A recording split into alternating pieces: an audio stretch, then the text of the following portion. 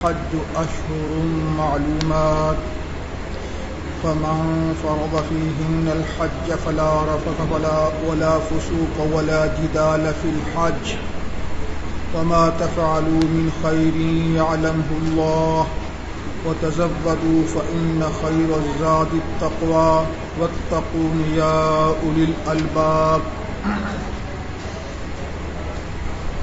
یہیں سے پڑھنا تتمہ ثابت ہے. یہاں وقت حج کا بیان ہے اور زاد راہ کی تاکید ہے. وقت حج کا بیان ہے اور زاد راہ کی تاکید ہے. الحج مضاف معذوف ہے. وقت الحج ہے. حج کا وقت مہینے معلوم ہیں، متعین مہینے ہیں. شوال، ذیقعدہ اور ذی الحج کے ابتدائی ایام 10، 11، 12، 13. جس شخص نے ان دنوں میں لازم کر لیا، جس نے لازم کر لیا، فارضہ شیخ الہند کا ترجمہ، حضرت تھانوی کا ترجمہ، جو شخص ان میں حج مقرر کر لے. نہ فحش بات جائز ہے، نہ بے حکمی درست ہے، نہ نزاع و تکرار زیبا ہے حج میں. ولا جدال فی الحج. الحج کا تذکرہ تو پہلے آ چکا ہے. ولا جدال فیہ کہہ دیتے نا، ولا جدال فیہ، لیکن دوبارہ پھر ولا جدال فی الحج کہا ہے. ضمیر کی جگہ اسم ظاہر کو لائے ہیں. جدال کی حج کے دوران شناعت ظاہر کرنے کے لیے. یہ حج ہے، اہم عبادت ہے، اس میں جدال، فسوق، بے حیائی کی باتیں بہت بری ہے.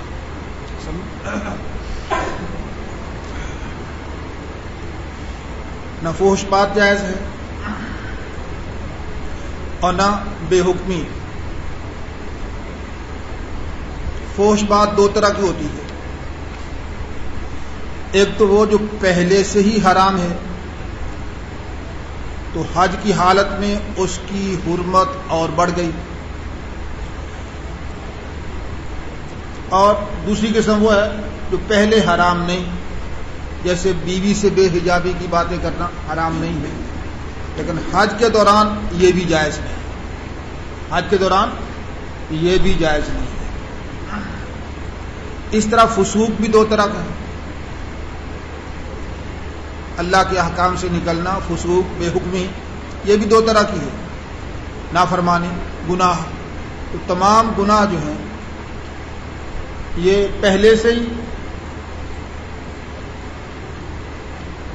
جائز نہیں ہے. تو حج کے دوران گناہ کرنا، اس کی شناعت اور اس کی قباحت بڑھ گئی، اس کے گناہ ہونے میں اضافہ ہو گیا. اور دوسرے وہ گناہ ہیں جو حج کے دوران گناہ ہوئے ہیں، حج سے پہلے وہ جائز تھے. خوشبو لگانا، سلا ہوا کپڑا پہننا وغیرہ پہلے جائز تھا، لیکن اب حج میں گناہ ہے. اب حج کے اندر یہ فسوق ہے. بات سمجھ آ رہی ہے؟ ولا جدال فی الحج. انا للہ. بجلی آ گئی، شاید بجلی آ گئی ہو یا تیل ختم ہو گیا. ہاں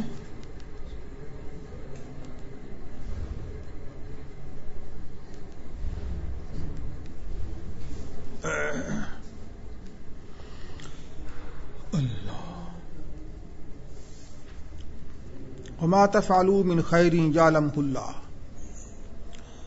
جو بھی تم نیکی کرو اللہ کو اس کی اطلاع ہوتی ہے.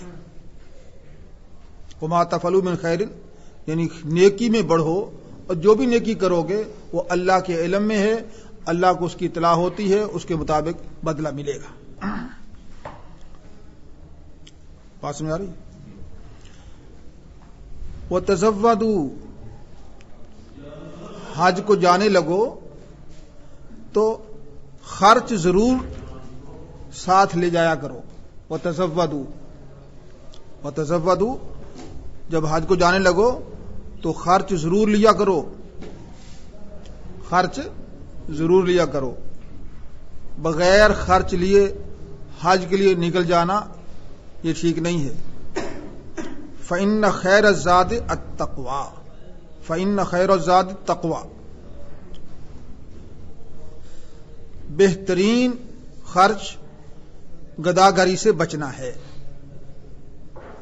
سب سے بڑی بات خرچ میں گداگری سے بچنا ہے. خیر الزاد سب سے بڑی بات خرچ میں، بہتر بات خرچ میں. التقوی گداگری سے بچنا ہے. خرچ لیا نہیں پھر وہاں جا کر سوال شروع کر دیے، گداگری شروع کر دی. ہاں جی، تو خرچ میں بہت اچھی بات کیا ہے کہ وہاں آدمی کسی سے سوال نہ کرے. سمجھے؟ یہ تقوی. جس شخص کا توکل اس قدر مضبوط ہو کہ اس نے کسی سے سوال نہیں کرنا، کسی کو تنگ نہیں کرنا، تو وہ اگر بغیر خرچ کے نکلے تو اس کے لیے جائز ہے. جس کا تقوی توکل اس قدر مضبوط نہیں ہے، وہ اس طرح برداشت نہیں کر سکتا، اس کی اتنی ہمت نہیں ہے، حوصلہ نہیں ہے، تو پھر خرچ لیے بغیر سفر پہ نکل پڑا حج کے لیے، پھر وہاں جا حاجیوں کو تنگ کرتا ہے، کبھی کسی سے سوال، کبھی کسی کی گداگری. ہاں جی، تو یہ جائز نہیں ہے. بات سمجھا رہی؟ واتقون یا اولی الالباب، اے عقل والو مجھ سے ڈرا کرو، میری نافرمانی سے بچا کرو.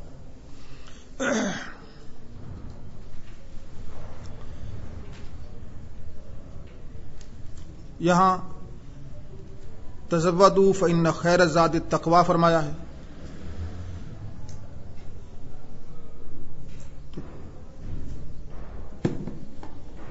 تقوی بہترین ہے خرچ کے اندر خرچ لے کے جانا، سمجھے، تاکہ آدمی گداگری سے بچے. یہ ایک مقدمہ ہے. اور آگ حکم ہے واتقون یا اولی الالباب، میرے نافرمانی سے بچا کرو، تقوی اختیار کیا کرو. یہ واجب تقوی. ہاں جی، تو اللہ کی نافرمانی سے بچنے کا سبب کیا ہے؟ زاد راہ ساتھ لے جانا. سمجھ، زاد راہ خرچ ساتھ لے جانا، یہ اس کا سبب ہے. معلوم ہوا کہ جو چیز واجب ہے تقوی، یہ اس کا سبب ہے، اس کا ذریعہ ہے، تو واجب کا مقدمہ واجب ہوتا ہے. واجب کا مقدمہ واجب ہوتا ہے، تو زاد راہ لے جانا بھی کیا ہے؟ واجب ہے. تو یہ جو ضابطہ مشہور ہے، اصول مشہور ہے کہ واجب کا مقدمہ بھی واجب ہے، وہ اس سے اس کی اصل ثابت ہوگی. اس ضابطہ کی اصل یہاں سے ثابت ہوتی ہے. سمجھ آئی بات؟ اللہ اکبر کبیرہ. سیدنا ابن عباس سے روایت ہے، اہل یمن جو ہے وہ حج کے لیے بغیر زاد و راہ کے نکلا کرتے تھے. سمجھے؟ اور کہا کرتے تھے کہ ہم متوکلین کی جماعت ہیں، ہم متوکلین کی جماعت ہیں، ہمیں زاد راہ لے جانے کی ضرورت نہیں ہے. پھر وہاں جا کر سوالات کرتے، گداگری کرتے، تو ان کی اصلاح کی ہے.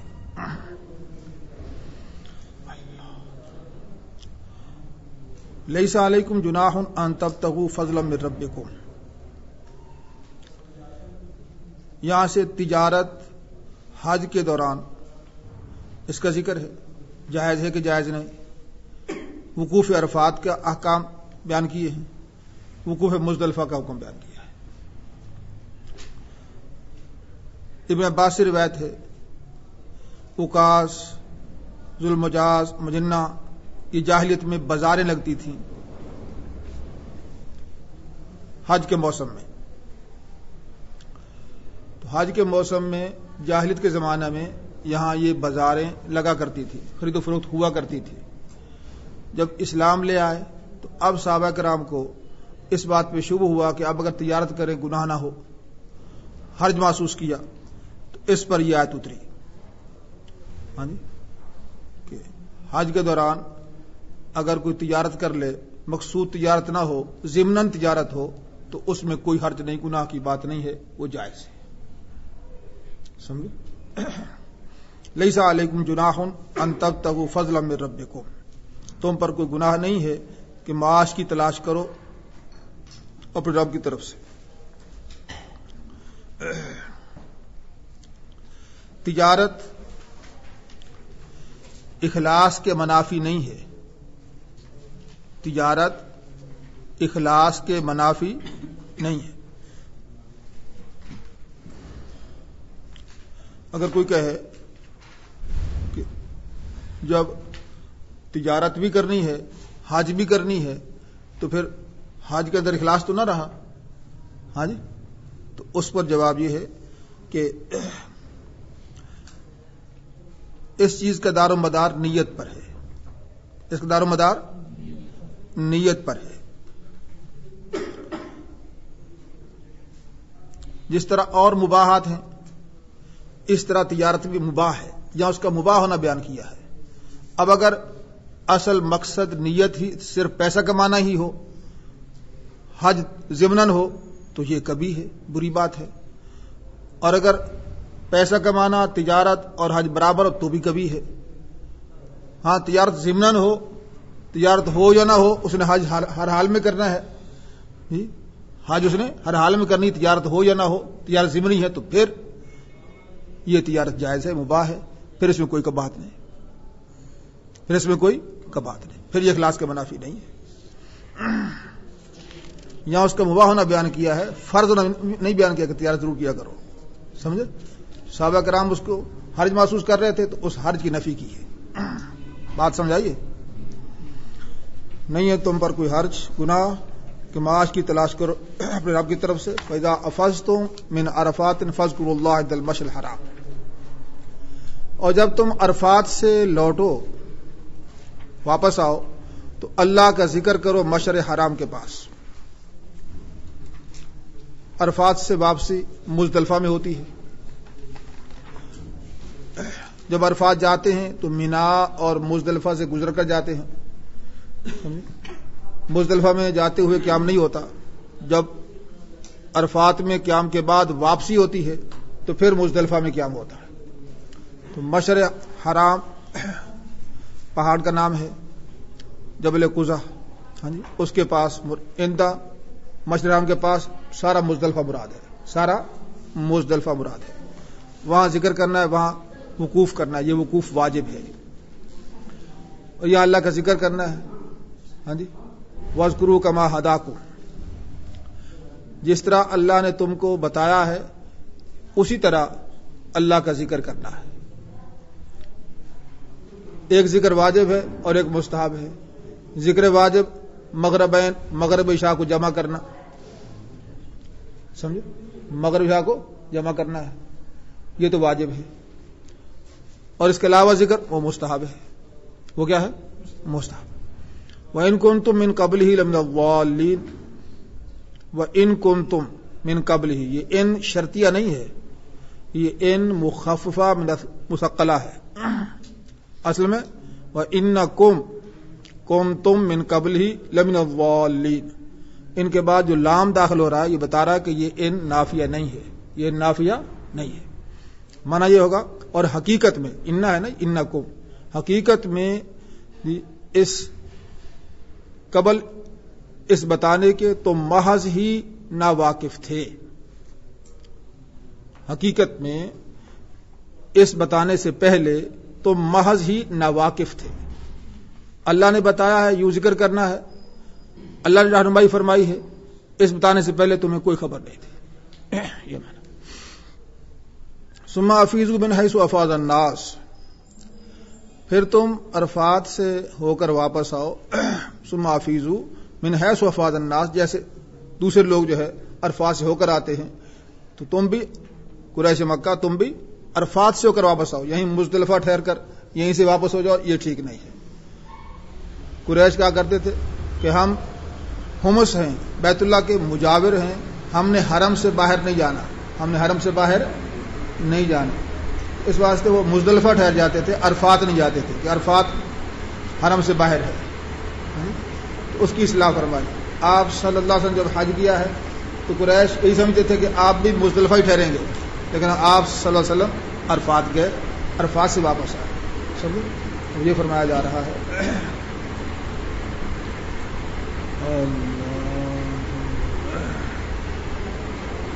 ثم افیضوا من حیث افاض الناس، تم واپس آؤ جہاں سے لوگ واپس آتے ہیں، عرفات سے ہو کر۔ واستغفروا اللہ، پرانی رسموں پر عمل کرنے سے اللہ سے معافی مانگو۔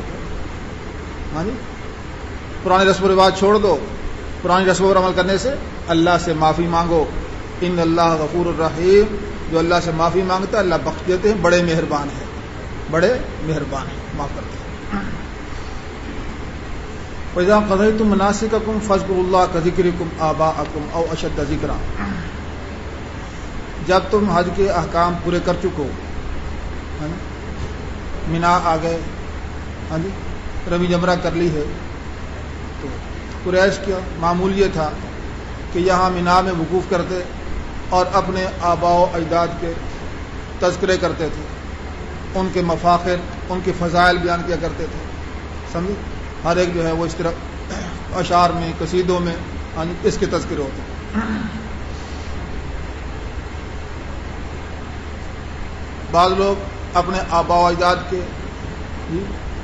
فضائل بیان کرتے، ان کا تذکرہ کرتے، بعض لوگ اللہ کا ذکر کرتے تھے، لیکن اللہ کا ذکر، اللہ سے مانگنا صرف دنیا کی چیزیں مانگنا، کیونکہ آخرت پر تو عقیدہ نہیں تھا، آخرت پر تو ایمان نہیں تھا کہ آخرت کی کامیابی مانگتے، دنیا کی چیزیں مانگا کرتے تھے۔ اور اہل ایمان وہ دنیا کی بھی مانگا کرتے تھے، آخرت کی مانگا کرتے تھے۔ تو حاجیوں کی 3 قسمیں ہو گئی۔ بعض وہ ہوئے جو صرف اپنے آباء کے مفاخر بیان کرتے ہیں، ان کے کمالات کا تذکرہ کرتے ہیں، ہاں جی، اپنے فضائل بیان کر رہے ہیں، اس کا تذکرہ ہو رہا ہے۔ اور بعض وہ ہیں جو اللہ سے مانگ رہے ہیں، دعائیں کر رہے ہیں، لیکن صرف دنیا ہی مانگ رہے ہیں، ہاں جی، اولاد مانگ رہے ہیں، کاروبار مانگ رہے ہیں، دنیا کی عزتیں مانگ رہے ہیں، دنیا کی چیزیں مانگ رہے ہیں، ہاں جی، آخرت کی کوئی فکر نہیں۔ اور اہل ایمان ہیں، دنیا بھی مانگتے ہیں اور آخرت بھی مانگتے ہیں، تو دونوں مانگتے ہیں۔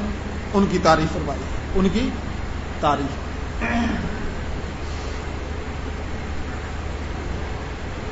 فَإِذَا قَضَيْتُم مَنَاسِكَكُمْ، جب تم احکام ادا کر لو،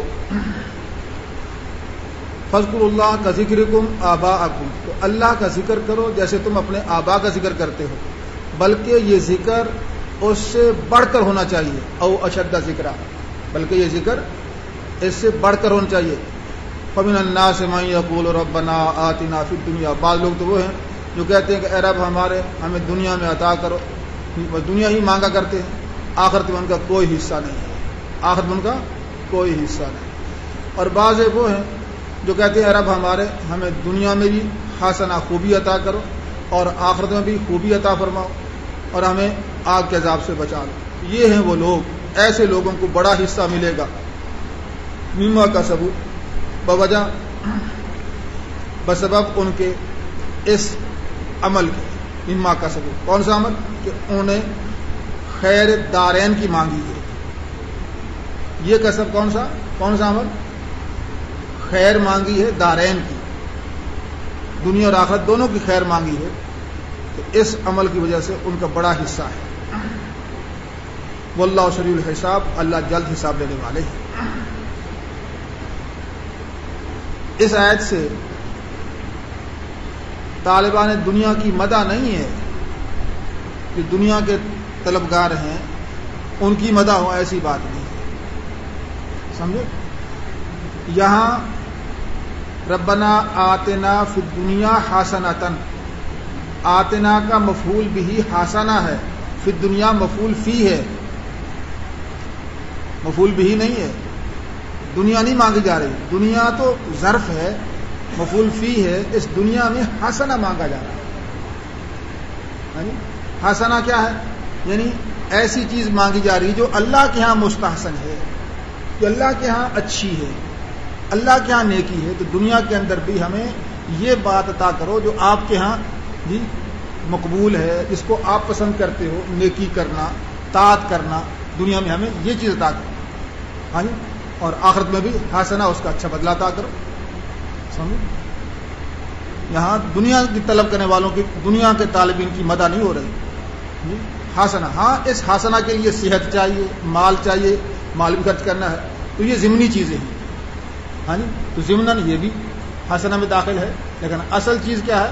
حسنہ وہ چیز جو اللہ کے یہاں حسن ہے، اللہ کے یہاں بہتر ہے، یہ نیکی، طاعت، فرما برداری، وہ اس میں داخل. فہمو تو بات سمجھ آئی جی. وَاذْكُرُوا اللَّهَ فِي أَيَّامٍ مَّعْدُودَاتٍ، مینا کے اندر خاص طریقے سے بھی اللہ کا ذکر کرو. پہلے عام ذکر کا ذکر حکم تھا، اب مینا کے اندر خاص طور پر اللہ کا ذکر ہے. یعنی رمی جمار یہ اللہ کا حکم ہے نا. 3 پتھر ہیں، یعنی اولا، وسطی اور عقبہ، ان تینوں پر پتھر پھینکنے ہیں، رمی جمار کرنا ہے. تو یہ خاص ذکر ہے مینا کا. مینا کا یہ خاص ذکر ہے. 10ویں کے دن صرف جمرہ عقبہ پر رمی کرنی ہے. ہر رمی پر اللہ اکبر کہنا ہے، سمجھ؟ مستحب ہے. 7 کنکری مارنی ہے. اس کا وقت طلوع فجر صبح صادق سے شروع ہو جاتا ہے. 10ویں کے روز رمی کا وقت صبح صادق کے طلوع ہونے سے شروع ہو جاتا ہے. اور 11ویں اور 12ویں دوسرے دن رمی جمار کا وقت زور کے بعد شروع ہوتا ہے. رمی جمار کا وقت زور کے بعد شروع ہوتا ہے. اور 13ویں کو اگر کوئی وہاں ٹھہر جائے، تاخیر کرے، وہاں ٹھہر جائے، ہاں جی، تو یہ بھی پسند ہے. پھر اس کا وقت وہی پہلے دن والا آ جاتا ہے، یعنی صبح صادق سے اس کا وقت شروع ہو جاتا ہے. اسی کو تعجلہ اور تاخرہ فرمایا ہے. تعجلہ کے 2 دن رمی کرنے کے بعد 11ویں اور 12ویں کے بعد واپس آ جائے مکہ میں، اس کی بھی اجازت ہے، کوئی اس میں گناہ نہیں ہے.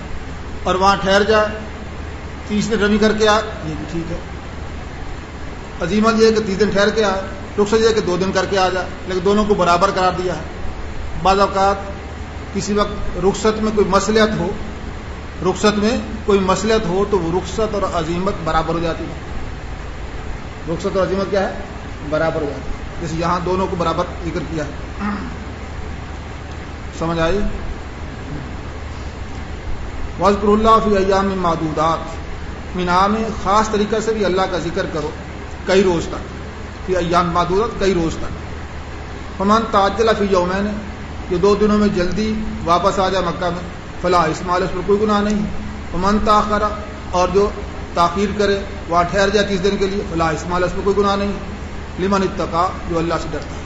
واتقوا اللہ، اللہ سے ڈرو. واعلموا انکم الیہ تحشرون، جان لو کہ تم اللہ ہی کے پاس سب جمع کیے جاؤ گے اور تمہارے اعمال کا حساب اللہ ہی کریں گے. ہاں جی، نیک اعمال پر اجر ہوگا، ثواب ہوگا. ہاں جی، اللہ ہم سب کو نافرمانی سے محفوظ ہوگا.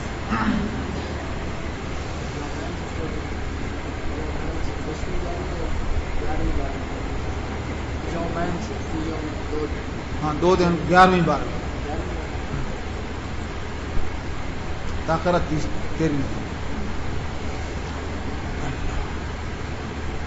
ومن الناس من يعجبك قوله في الحياة الدنيا ويشهد الله على ما في قلبه وهو ألد الخصام. اس سے پہلے آیت میں دعا مانگنے والوں کی 2 قسمیں بیان فرمائی تھی. دعا مانگنے والوں کی 2 قسمیں ہیں. ایک وہ جو صرف دنیا مانگتے ہیں، ایک وہ ہے کہ دنیا اور آخرت دونوں کی خیر مانگتے ہیں. ایک کافر ہے، آخرت کا منکر ہے، صرف دنیا مانگتا ہے. دوسرا مومن ہے، آخرت کا معتقد ہے، دنیا کی بھلائی بھی مانگتا ہے، دنیا کی بھلائی کے ساتھ آخرت کی بھلائی بھی مانگتا ہے. اب اس آیت میں اخلاص اور نفاق کے اعتبار سے تقسیم فرمائی ہے کہ بعض مخلص ہوتے ہیں اور بعض منافق ہوتے ہیں. بعض منافق ہوتے ہیں اور بعض مخلص ہوتے ہیں. ومن الناس سے منافق کا ذکر ہے. بعض لوگ من یعجبک قولہ فی الحیات الدنیا ایسے ہیں جس کی گفتگو دنیا کی زندگی میں دنیا کی غرض سے ہوتی ہے. جس کی گفتگو دنیا کی معاش کے بارے میں ہوتی ہے وہ آپ کو مزیدار معلوم ہوتی ہے اور وہ اللہ تعالیٰ کو حاضر ناظر بناتا ہے اپنے معافی ضمیر پر کہ جو میرے دل میں ہے میں وہی ظاہر کر رہا ہوں. ویشہد اللہ اللہ کو حاضر ناظر بناتا ہے اپنے معافی ضمیر پر حالانکہ وہ الد الخصام سخت جھگڑالو ہے,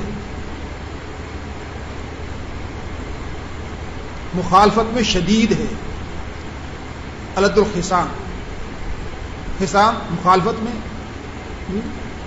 الد الخصام مخالفت میں شدید ہے تھاری کا ترجمہ, حالانکہ مخالفت میں وہ شدید ہے, سخت جھگڑالو ہے. دوسرا یہ اخنس بن شریک بڑا فصیح بلیغ تھا. اخنس الف خ نون سین بن شریک شین رے یہ قاف شریک بڑا فصیح بلیغ تھا, بڑی باتیں بناتا تھا. تو آپ کے پاس آ کر اپنے اسلام کا اظہار کرتا اور بڑے عمدہ پیرائے میں بظاہر بڑی فصیح بلیغ کلام کرتا. آپ کو بھی بڑی اس کی کلام میں دلچسپی ہوتی کہ بڑی اچھی باتیں کر رہا, حالانکہ دل میں ایمان نہیں ہوتا. جب وہاں سے اٹھ کے جاتا تو پھر علاقے میں فساد مچاتا, کسی کی کھیتی کو تباہ کر دیا, کسی کے جانوں کو تباہ کر دیا, نسل کو تباہ کر دیا, فساد کرتا تھا. اللہ فساد کو پسند نہیں کرتے. بظاہر ایمان کا دعویٰ کرتا ہے, حقیقت میں جھگڑالو ہے, فسادی ہے, ایمان نہیں ہے, اس کو منافق ہے. جب اس کو کہتا کوئی وہ اللہ سے ڈر تو غرور میں آ جاتا, نخوت و غرور اسے اس گناہ پر آمادہ کرتا. بات سمجھتا نہیں بلکہ تکبر و غرور میں آتا. ایسے کے لیے جہنم کافی ہے اور بہت بری جو ہے وہ آرام دہ ہے. یا تولا جب وہ پیٹھ پھیرتا ہے اس دوڑ دھوپ میں پھرتا رہتا ہے, اس دوڑ دھوپ میں پھرتا رہتا ہے کہ شہر میں فساد کرے اور کھیت اور مواشی کو تلف کر دے, کھیت اور مواشی کو تلف کر دے. واللہ لا یحب الفساد, اللہ فساد پسند نہیں کرتا. جب اسے کہا جاتا ہے کہ اللہ سے ڈر تو نخوت و غرور اسے اس گناہ پر آمادہ کر دیتی ہے, نخوت و غرور اس کو اس گناہ پر آمادہ کر دیتی ہے. فحسبہ جہنم, اس کو جہنم کافی ہے. ولبئس المہاد, یہ بہت بری ہے, آرام دہ. ومن الناس من یشری نفسہ ابتغاء مرضات اللہ, اور بعض لوگ وہ ہیں جو بیچتا ہے اپنے نفس کو اللہ کی رضا تلاش کرنے کے لیے. اللہ تعالیٰ مہربان ہے بندوں پر, مخلص ہے, اپنی جان تک کا سودا کر دیتا ہے. کس لیے؟ تاکہ اللہ خوش ہو جائے. یہ مخلصین کی بات ہے. صحابہ کرام کا یہ حال تھا. یا ایھا الذین آمنوا ادخلوا فی السلم کافہ, اس سے پہلی آیت میں مخلصین کی تعریف فرمائی ہے. بعض اوقات اس اخلاص میں غلطی سے غلو اور افراط ہو جاتا ہے. اخلاص کے اندر غلطی سے غلو اور افراط ہو جاتا ہے. ارادہ تو یہ ہوتا ہے کہ اللہ کی اطاعت زیادہ کی جائے, مگر اگر دیکھا جائے غور سے تو وہ اطاعت شریعت کی حد سے, سنت کی حد سے متجاوز ہو جاتی ہے, سنت کی حد سے آگے نکل جاتی ہے. اسے بدعت کہتے ہیں, اسے بدعات کہتے ہیں. اس کی اصلاح فرمائی ہے اس آیت میں. پہلے مخلصین کی مدح فرمائی تھی, اب اخلاص کے اندر غلو کی اصلاح فرمائی ہے. اخلاص میں غلو کی اصلاح فرمائی ہے. غلطی سے غلو ہو جاتا ہے, ارادہ ہوتا ہے کہ اللہ کی اطاعت زیادہ کی جائے, اس ارادہ سے کوئی آدمی اچھا کام سمجھتا ہے اپنے ذہن میں، اس کو کرنے لگتا ہے، حالانکہ وہ اللہ کی نگاہ میں اچھا نہیں ہے۔ سیدنا عبداللہ ابن سلام رضی اللہ تعالیٰ عنہ یہودیت سے اسلام میں داخل ہوئے تھے۔ یہودیوں کے بہت بڑے عالم تھے، تورات کے عالم تھے، ان کے سردار تھے، لوگوں سے مسائل پوچھا کرتے تھے، تورات پڑھا کرتے تھے، بڑے عالم تھے، علمی خاندان کے فرد تھے۔ اسلام قبول کر لیا۔ اسلام کے اندر جمعہ کا دن ہے عظمت والا، یہودیوں کے ہاں ہفتے کا دن تھا۔ اس طرح اسلام میں اونٹ کا گوشت حلال ہے، یہودیوں کے لیے حرام تھا۔ انہوں نے یہ سوچا کہ ہم ہفتے کی دن کی تعظیم جس طرح پہلے کرتے تھے اب بھی کرتے رہیں، اس واسطے کہ ہفتے کے دن کی تعظیم کرنے سے اسلام نے روکا تو نہیں، سمجھے؟ جمعہ کے دن کی تعظیم فرمائی ہے، ہفتے کے دن کی تعظیم سے روکا تو نہیں۔ اسی طرح اونٹ کا گوشت کھانا کوئی اسلام کے اندر فرض تو نہیں ہے کہ ضرور کھاؤ، ہم حلال سمجھیں گے لیکن کھائیں گے نہیں، تو شریعت موسویہ کا بھی لحاظ ہو جائے گا اور شریعت محمدیہ کا لحاظ ہو جائے گا، تو دونوں شریعتوں پر عمل ہو جائے گا، اللہ اس سے زیادہ خوش ہوں گے، سمجھے؟ تو یہ سوچا اور اس طرح کرنا چاہا۔ اس پر یہ آیتیں اتری کہ اسلام میں پورے پورے داخل ہو جاؤ، اسلام میں پورے پورے داخل ہو جاؤ۔ جو عمل اسلام کے اندر قابل رعایت نہ ہو اس کی رعایت دین ہونے کے اعتبار سے نہ کی جائے، سمجھے؟ ہفتے کے دن کی تعظیم یہ اسلام میں نہیں ہے، اب اس کو دین سمجھ کے اس کی عظمت کی جائے، یہ بدعت ہے، دین نہیں ہے۔ اونٹ کا گوشت کھانا اگرچہ فرض نہیں ہے، کتنے لوگ ہیں اونٹ کا گوشت نہیں کھا رہے، نہیں کھایا ہوگا، ہاں جی؟ لیکن اس جذبے سے چھوڑنا کہ چونکہ شریعت موسوی کے اندر یہ حرام تھا، اب ہم حلال تو سمجھتے ہیں لیکن اس شریعت کا بھی لحاظ ہو جائے، دین سمجھ کیسے کر رہے ہیں، تو یہ جائز نہیں ہے، سمجھے؟ یہ بدعت ہے، یہ کیا ہے؟ بدعت ہے۔ اس پر جو ہے ناراضگی کا اظہار فرمایا ہے، فرمایا کہ اس طرح کا عمل یہ گویا اسلام میں ابھی پورے داخل ہی نہیں ہوئے، سمجھے؟ اے ایمان والو اسلام میں پورے پورے داخل ہو جاؤ۔ ایسے جذبات یہ شیطان کی پٹی پڑھانے سے آتے ہیں، بعض اوقات شیطان ایسی پٹی پڑھا دیتا ہے کہ آدمی سمجھتا ہے کہ بڑا اچھا کام ہے، حقیقت میں وہ دین کے خلاف ہوتا ہے، دین دشمنی ہوتی ہے، دین دوستی نہیں ہوتی، اس سے اللہ خوش نہیں ہوتے، اللہ کے رسول خوش نہیں ہوتے، ناراض ہوتے ہیں۔ وَلَا تَتَّبِعُوا خُطُوَاتِ الشَّيْطَانِ، مت چلو شیطان کے قدم بقدم، مت چلو شیطان کے قدم بقدم، اِنَّهُ لَكُمْ عَدُوٌّ مُبِينٌ، بے شک تمہارا واضح دشمن ہے، سمجھے؟ اس کی دشمنی واضح ہے، ہاں جی؟ وہ بظاہر کوئی وسوسہ ڈالے اور اچھا ہی لگے، جب تک شریعت کا حکم نہ ہو، شریعت اجازت نہ ہو تو اس وسوسوں سے، شیطانی وسوسوں سے بچو، وہ تمہارا دشمن ہے، بظاہر اچھا لگے گا، حقیقت میں وہ دین نہیں ہوگا، دین دشمنی ہوگی۔ نہیں سمجھ آئے؟ فَإِنْ زَلَلْتُم مِّن بَعْدِ مَا جَاءَتْكُمُ الْبَيِّنَاتُ، واضح دلائل آنے کے بعد اگر تم سے لغزش ہو جائے، فَاعْلَمُوا أَنَّ اللَّهَ عَزِيزٌ حَكِيمٌ، ہاں جی؟ لغزش کرنے لگو، پھسل جاؤ، ایسا کام کرنے لگو، جان لو کہ اللہ سخت سزا والے ہیں، اللہ سخت سزا والے، عزیز زبردست ہیں، وہ بہت سزا دیتے ہیں۔ ہاں سزا جلدی نہ ملے تو یہ نہ سمجھو کہ یہ کام ٹھیک ہو رہا ہے، اللہ بڑے حکیم ہیں، سزا میں تاخیر بھی کرتے ہیں۔ ان اللہ عزیز حکیم، اندازہ لگاؤ کس طرح بدعت پر سخت گرفت ہو رہی ہے۔ حل ينظرون الا ان ياتيهم الله في ظلل من الغمام،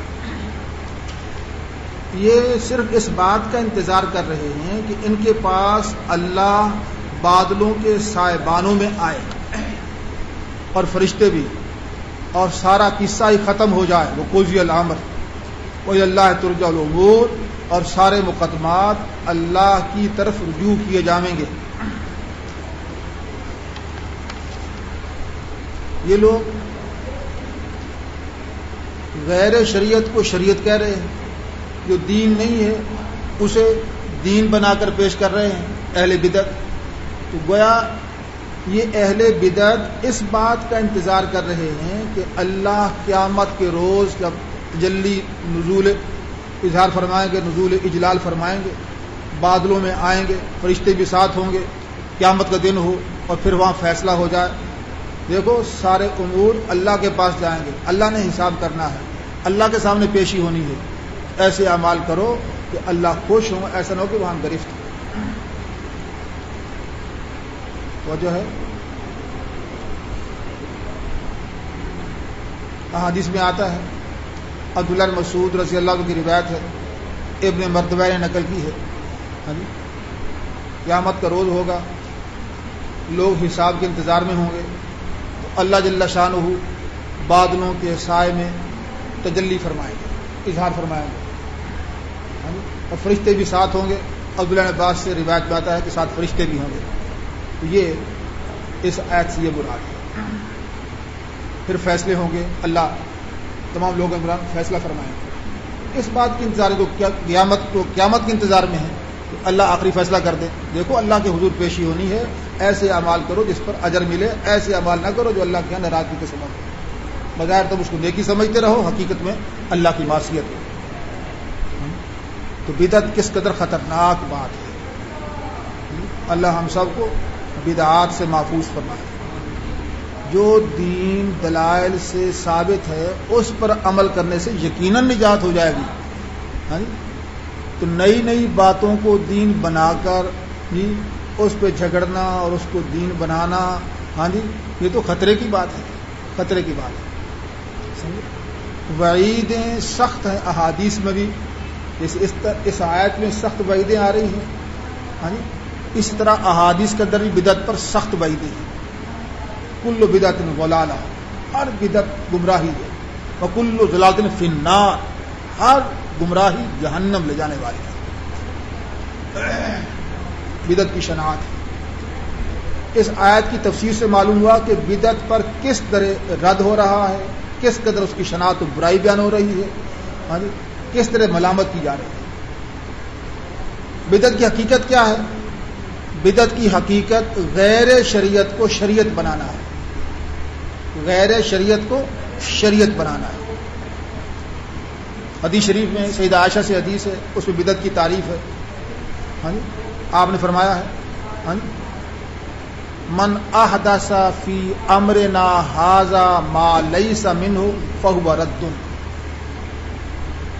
من احدث فی امرنا ھذا ما لیس منہ فہو رد۔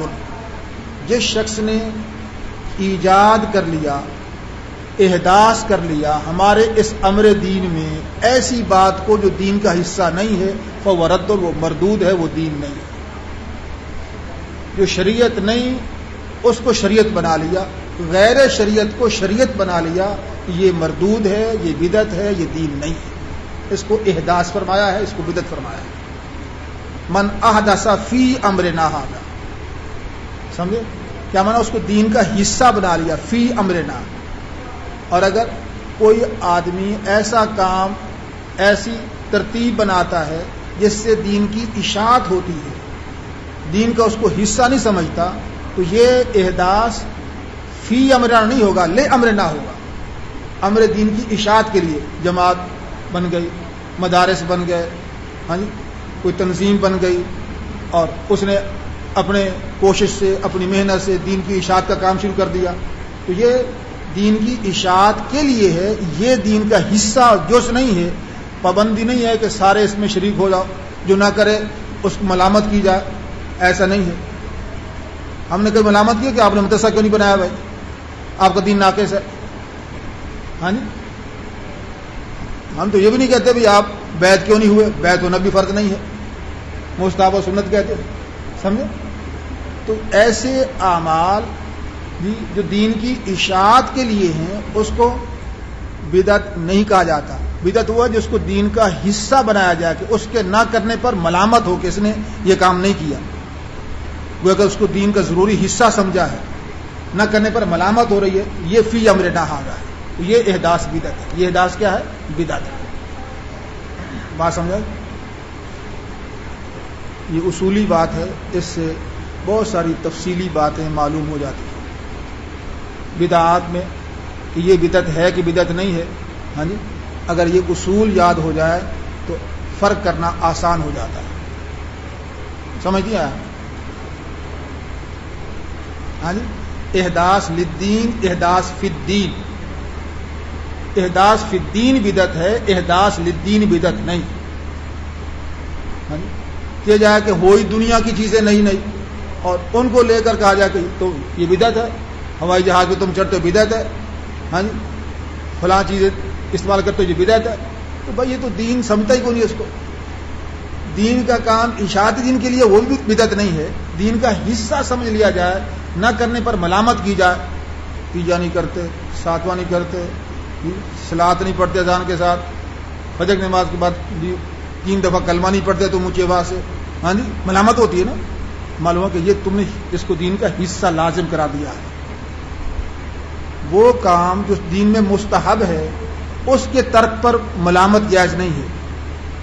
2 رکعت نفل سنت مؤکدہ زور کے بعد ہے نا, 2 رکعت سنت, اس کے بعد 2 رکعت نفل ہیں, یہ مستحب ہیں. اس کے ترک پر کوئی ملامت کرتا, کوئی نہیں پڑھتا تو اس کو کہتا تو کیوں نہیں پڑھتا نفل, یہ کہنے والا گناہ گار ہے, ملامت کرنے والا گناہ گار ہے. جی, اس واسطے کہ یہ لازم ہی نہیں, دین کا ضروری نہیں ہے, اسے نہیں پڑھے تو ٹھیک ہے, تو ملامت کیسے کرنا چاہتے؟ جو چیز مستحب ہے اس کے ترک پر جو ملامت جائز نہیں ہے تو چاہے جائے کہ جو ثابت ہی نہیں ہے اس کا حصہ اس کو پر ملامت کی جائے. نہیں سمجھ آئی بات؟ جی, بات سمجھ آ رہی ہے؟ اللہ سل بنی اسرائیل کما آتیناہم من آیۃ بینہ. سوال کیجیے بنی اسرائیل سے, ہم نے انہیں کتنی واضح دلیلیں دی ہیں. واضح دلائل کے بعد حق کی مخالفت موجب سزا ہے. جب واضح دلائل آ جائیں تو حق کی مخالفت کی جائے تو یہ موجب سزا امر ہے. اس کی سل بنی اسرائیل میں دلیل دی جا رہی ہے. بنی اسرائیل سے سوال کر لیجئے ہم نے ان کو کتنی واضح دلیلیں دیں. وَمَن يُبَدِّلْ نِعْمَتَ اللَّهِ مِن بَعْدِ مَا جَاءَتْهُ, اور جو تبدیل کرے اللہ کی نعمت کو اس کے بعد کہ اس کے پاس آئے, بس بے شک اللہ سخت عذاب والے ہیں. دنیا کی معاش کافروں کو آراستہ پیراستہ معلوم ہوتی ہے. زُيِّنَ لِلَّذِينَ كَفَرُوا, آراستہ پیراستہ معلوم ہوتی ہے کافروں کے لیے الحیات الدنیا, دنیا کی معاش. وَيَسْخَرُونَ مِنَ الَّذِينَ آمَنُوا, اہل ایمان سے وہ استہزاء کرتے ہیں. جو لوگ تقوی والے ہیں قیامت کے روز وہ اعلیٰ درجے میں ہوں گے, فوقہم, اعلیٰ درجہ میں ہوں گے. اللہ تعالیٰ جس کو چاہتے ہیں بغیر حساب کے رزق عطا فرماتے ہیں.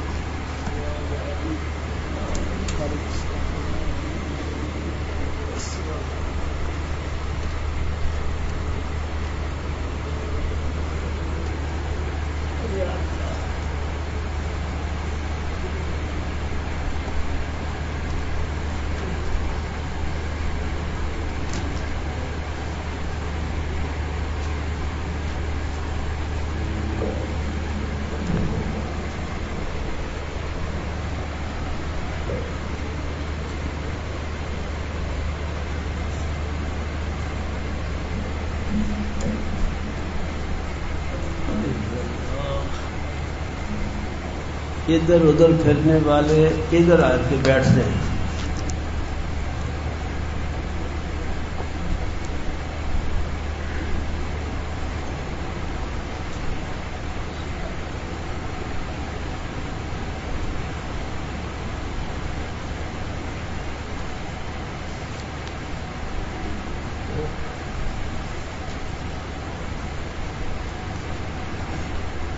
پڑھو.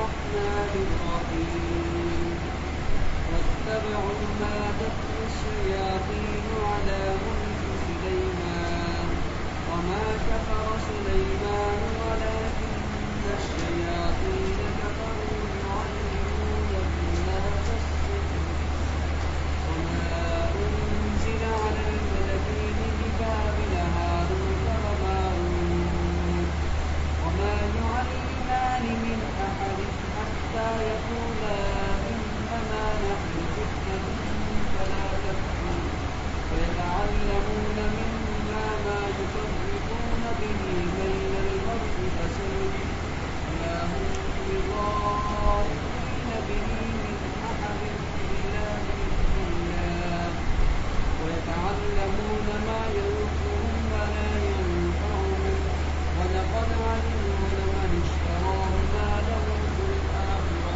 من خلاق ولبئس ما شروا به أنفسهم لو كانوا اللهم صل على سيدنا